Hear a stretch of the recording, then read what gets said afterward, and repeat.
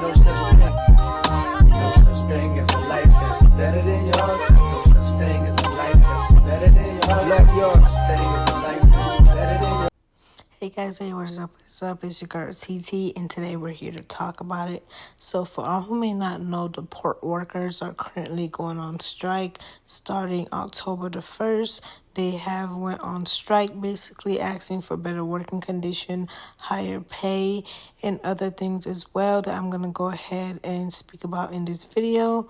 And guys, I just want to go ahead and know what are your thoughts and your opinion regarding the port workers going on strike, because this is going to have an effect on the U.S. economy severely because of this strike. So I just want to go ahead and know what are your guys' opinion, and are you guys going to be buying supplies and stocking up, because who knows how long this strike is going to be. But I do want to go ahead and give you guys some more backstories about what's going to be going on with this. So go ahead and watch the rest of this video and let me know what are your thoughts and your opinions down below, and will you guys be stocking up and getting supplies.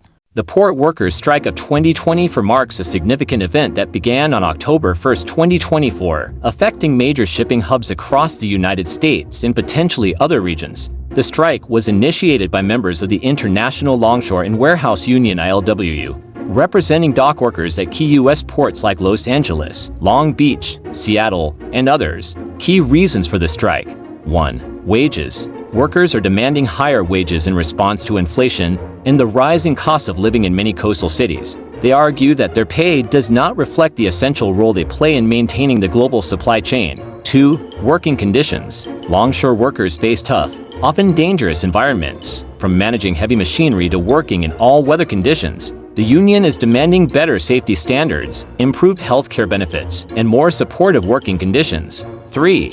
Automation and job security. Perhaps the biggest issue driving the strike is the growing trend of automation at ports. Shipping companies, represented by the Pacific Maritime Association (PMA), are pushing to implement more robotic systems, which could potentially reduce the need for human labor. The ILWU is fighting to secure job guarantees and ensure that workers aren't displaced by new technology. Impacts of the strike. The strike has already had significant ripple effects: supply chain disruptions, with major ports operating at reduced capacity or completely shut down. Delays in goods reaching businesses and consumers are inevitable. This could affect everything from retail products to raw materials for manufacturing, causing shortages and price increases. Global trade impact. U.S. ports are critical to international trade, and disruptions here are already causing delays for international shipping companies. This can lead to a backlog of containers at sea and even port congestion elsewhere in the world. Economic consequences. Economists estimate that a prolonged strike could cost billions in lost trade every day. The longer this standoff continues,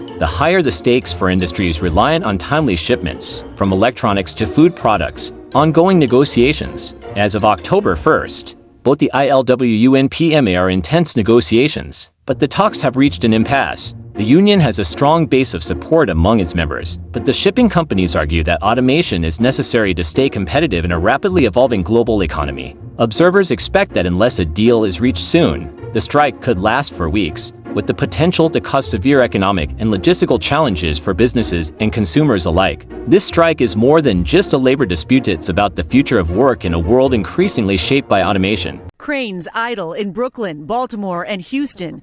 Dock workers striking for the first time in almost 50 years. The dock workers union rejecting a 50% pay increase over 6 years, an offer the Maritime Alliance says exceeds every other recent union settlement, adding this is a completely avoidable strike. The dock workers also demanding restrictions on automation for the cranes, gates, and trucks at the ports to make sure technology doesn't replace their jobs. Nothing's going to move without us. Nothing. And we're going to keep this thing going every day. The longer the strike goes on, the more you'll feel it. Retailers and importers are scrambling to move their products, already raising freight costs. Eventually, that could raise prices for consumers.